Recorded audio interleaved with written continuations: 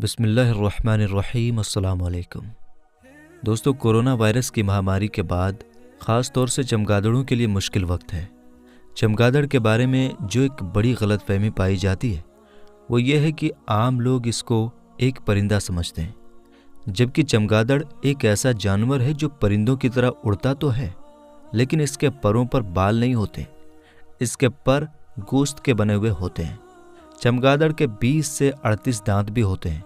दोस्तों, मज़े की बात यह है कि मादा चमगादड़ को हैज़ यानी पीरियड्स भी आते हैं। चमगादड़ अंडे के बजाय बच्चे देती है और बच्चों को दूध भी पिलाती है। कभी कभार जब चमगादड़ अपने बच्चे को मुंह में लेकर उड़ती है तो उड़ते हुए अपने बच्चे को दूध भी पिला देती है। हर साल ये एक बच्चे को जन्म देती है। चमगादड़ की कुछ किस्में ऐसी हैं जो 3 से लेकर 7 बच्चे को जन्म देती हैं। चमगादड़ इंसानों की तरह हंसती है और 4 पैर के जानवरों की तरह पेशाब भी करती है। चमगादड़ की उम्र भी लंबी होती है। चमगादड़ की उम्र 10 से लेकर 20 साल तक होती है। कुछ किस्म के चमगादड़ों की उम्र 41 साल और कुछ तो हज़ारों साल तक जिंदा रहते हैं। चमगादड़ें ज़्यादातर गर्म इलाकों में रहना पसंद करते हैं क्योंकि इन्हें ठंडी ज़्यादा पसंद नहीं होती। दिन की रोशनी में चमगादड़ की आंखें धुंधला जाती हैं, इसलिए चमगादड़ रात के वक्त बाहर निकलते हैं और रात के वक्त अपने रास्ते का पता लगाने के लिए चमगादड़ बहुत ही तेज़ आवाज़ निकालते हैं।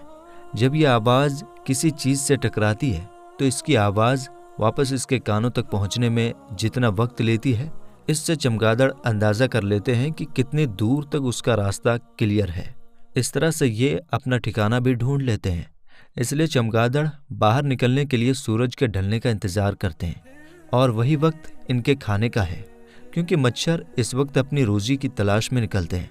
चुनांचे चमगादड़ इन मच्छरों की तलाश में और मच्छर अपनी रोज़ी की तलाश में एक साथ निकलते हैं और इस तरह मच्छर अपनी रोज़ी तलाश करने के दौरान चमगादड़ की खुराक बन जाता है। बस पाक है अल्लाह ताला की ज़ात, जिसका कोई भी काम हिकमत से खाली नहीं।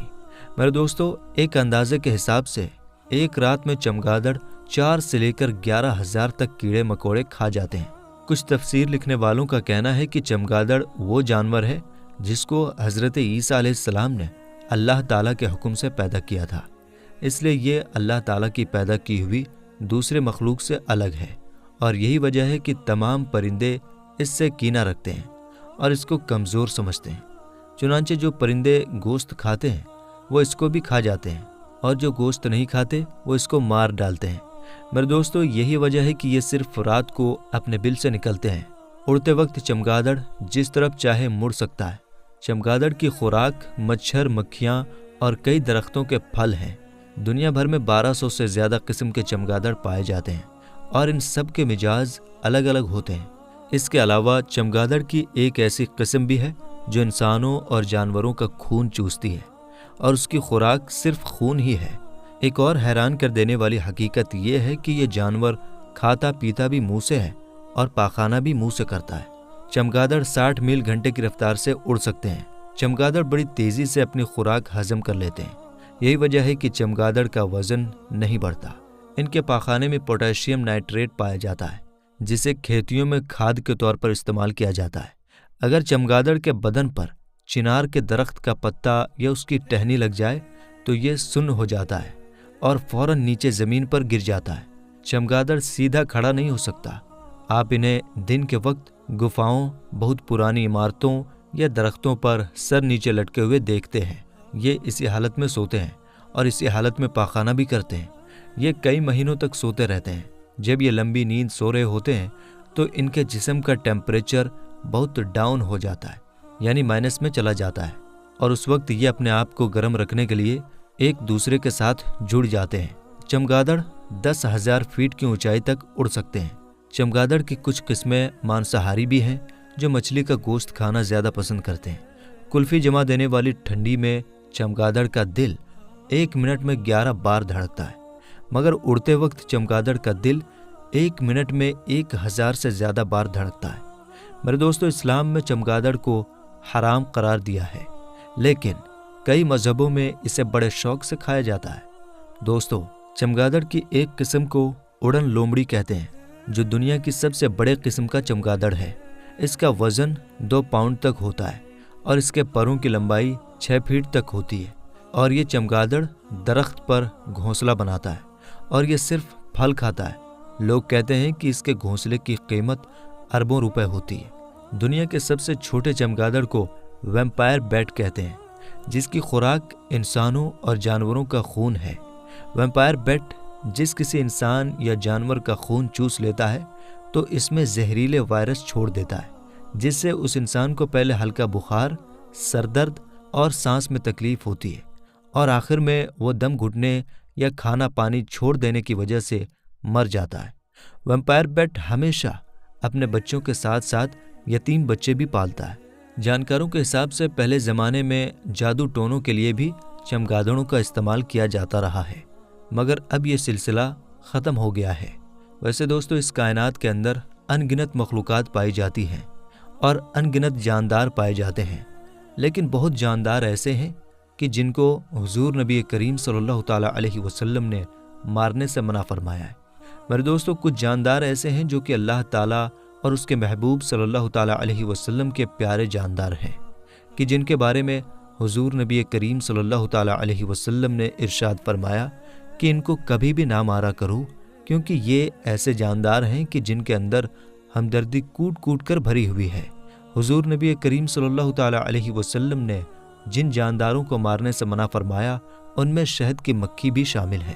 حضور نبی کریم صلی اللہ تعالیٰ علیہ وسلم نے ارشاد فرمایا کہ شہد کی مکھی کو نہ مارا کرو، اور حضور نبی کریم صلی اللہ تعالیٰ علیہ وسلم نے ارشاد فرمایا کہ شہد کی مکھی کے سوا باقی تمام مکھیاں جہنم میں جائیں گی، اور یہ صرف شہد کی مکھی ہی جنت میں جائے گی۔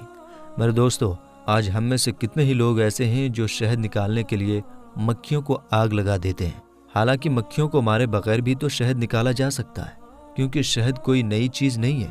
یہ صحابہ کرام علیہم الرضوان کے زمانے میں بھی تھا، اور شہد کی زکوٰۃ بھی نکالنے کا حکم دیا گیا ہے۔ حضرت عمر بن عبدالعزیز رحمۃ اللہ تعالیٰ علیہ کی روایت ہے کہ اگر 10 مٹکے شہد کے ہوں تو 1 مٹکا اس میں سے زکوٰۃ دینا پڑتا ہے۔ صحابہ کرام اور ان سے پہلے بھی لوگ شہد کھاتے تھے۔ پہاڑوں کی چوٹیوں پر بھی یہ ہوتا تھا اور درختوں پر بھی ہوا کرتا تھا۔ اس زمانے میں شہد اب کوئی نئی چیز تو نہیں ہے کہ جس کو حاصل کرنے کے لیے مکھیوں کو جلایا جائے۔ دوستو، ہمارے اندر احساس ختم ہوتا چلا جا رہا ہے، اور ہم دین سے دوری کی وجہ سے مکھیوں کو آگ لگا دیتے ہیں، حالانکہ حضور نبی کریم صلی اللہ تعالیٰ علیہ وسلم نے شہد کی مکھیوں کو مارنے سے منع فرمایا ہے، اور جو شہد کی مکھیوں کو جلا سکتا ہے وہ انسانوں کو بھی جلا سکتا ہے۔ اسی طرح حضور نبی کریم صلی اللہ تعالیٰ علیہ وسلم نے چیونٹیوں کو بھی مارنے سے منع فرمایا ہے، کیونکہ ان چیونٹیوں کا لگاؤ حضرت سلیمان علیہ السلام سے ہے، اور یہ چھوٹی سی مخلوق آپ کا کیا بگاڑ سکتی ہے؟ اور یہ چھوٹی سی مخلوق ہونے کے باوجود بھی دوسروں کے لیے بھلائی چاہتے ہیں، کیونکہ حضرت سلیمان علیہ السلام کے زمانے میں ایک ٹوٹی ہوئی ٹانگ والی چینٹی نے کس طرح سے حضرت سلیمان علیہ السلام کی فوج کو دیکھ کر تمام چیونٹیوں کو اپنی اپنی بلوں میں گھس جانے کا حکم دیا تھا، اور یہ کہا تھا کہ کہیں حضرت سلیمان علیہ السلام اور ان کی فوج بے خبری میں تمہیں روند نہ ڈالیں، لہٰذا تم سب چینٹیاں اپنی اپنی بلوں میں گھس جاؤ۔ اور اس کا یہ اعلان کرنا اللہ تعالیٰ کو اتنا پسند آیا کہ اللہ تعالیٰ نے اس کا قصہ قرآن پاک کی سورہ نمل میں بتایا ہے۔ اور جب حضرت سلیمان علیہ السلام نے اس چونٹی کا اعلان سنا تھا تو آپ علیہ السلام مسکرا دیے تھے، کیونکہ اللہ تعالیٰ نے حضرت سلیمان علیہ السلام کو یہ طاقت اور یہ قوت بخشی تھی کہ آپ علیہ السلام تمام مخلوقات کی بولیاں سمجھ سکتے تھے۔ اور حضور نبی کریم صلی اللہ تعالیٰ علیہ وسلم نے ارشاد فرمایا کہ ہدہد کو نہ مارو۔ میرے دوستو، کتنی ہی غلط بات ہے کہ ہمارا شکار اس وقت تک پورا ہی نہیں ہوتا جب تک ہم ہدہد کا شکار نہ کر لیں، حالانکہ ہدہد ایک بہت ہی پیارا پرندہ ہے، اور اللہ تعالیٰ نے اس کو اتنی تیز نظر دی ہے کہ یہ زمین کے نیچے پانی کو دیکھ سکتا ہے، اور یہ حضرت سلیمان علیہ السلام کے ساتھ ساتھ ان کی فوج میں ہوا کرتا تھا، اور جہاں حضرت سلیمان علیہ السلام کو وضو کرنا ہوتا تھا تو یہ ہدہد آپ علیہ السلام اور آپ علیہ السلام کی فوج والوں کو پانی کا پتہ بتاتا تھا، جہاں پر حضرت سلیمان علیہ السلام کی فوج زمین کھود کر پانی نکال کر حضرت سلیمان علیہ السلام کو وضو کروایا کرتے تھے۔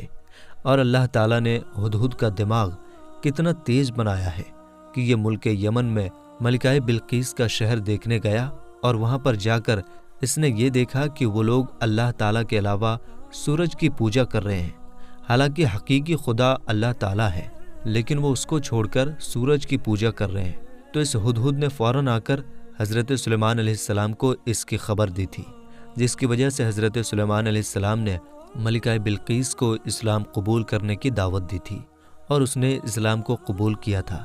اور اللہ تعالیٰ نے ہدہد کو کتنی عقل دی تھی کہ اس ہدہد کو بھی شرک پسند نہیں آیا تھا۔ کتنی افسوس کی بات ہے کہ آج قرآن پڑھنے والا مسلمان اس قصے سے بھی سبق حاصل نہیں کرتا۔ وہ کھاتا پیتا تو اللہ تعالیٰ کا ہے، لیکن وہ جھکتا کسی اور کے آگے ہے۔ جس طرح کہ علامہ اقبال نے کہا تھا کہ بتوں سے تجھ کو امیدیں اور خدا سے نا امیدی، بتا تو صحیح اور کافری کیا ہے۔ اور حضور نبی کریم صلی اللہ تعالیٰ علیہ وسلم نے ارشاد فرمایا کہ سرود کو نہ مارو، یعنی کہ لٹورے کو نہ مارو۔ سرود چڑیا سے تھوڑا سا بڑا پرندہ ہوتا ہے، اور اس کی پونچھ لال ہوتی ہے، اور اس کے الگ الگ رنگ ہوتے ہیں، اور یہی وہ پرندہ ہے کہ جس نے خانہ کعبہ کی تعمیر میں حضرت ابراہیم علیہ السلام کی مدد کی تھی۔ کچھ روایات میں آتا ہے کہ اس پرندے نے حضرت ابراہیم علیہ السلام کو تعمیر کعبہ کی جگہ کا پتہ بتلایا تھا۔ اسی طرح حضور نبی کریم صلی اللہ تعالیٰ علیہ وسلم نے ارشاد فرمایا کہ مینڈک کو مت مارو، کیونکہ اس کا ٹرانا اللہ تعالیٰ کی تسبیح ہے۔ اسی طرح حضور نبی کریم صلی اللہ تعالیٰ علیہ وسلم نے ارشاد فرمایا کہ ابابیل کو مت مارو، کیونکہ ابابیل پرندے کے اندر بھی بھلائی رکھی گئی ہے۔ میرے دوستو، اور یہی وہ پرندہ ہے کہ جس نے خانہ کعبہ پر حملہ کرنے والے ابرہا اور اس کی فوج کا خاتمہ کیا تھا، اور اس نے اللہ تعالیٰ کے حکم سے اللہ تعالیٰ کے گھر کی حفاظت کی تھی۔ اللہ تعالیٰ سے دعا ہے کہ اللہ تعالیٰ ہمیں تمام جانداروں پر رحم کرنے کی توفیق عطا فرمائے، اور ہمیں اپنی زندگی حضور نبی کریم صلی اللہ تعالیٰ علیہ وسلم کے بتائے ہوئے طریقے کے مطابق گزارنے کی توفیق عطا فرمائے۔ آمین یا رب العالمین۔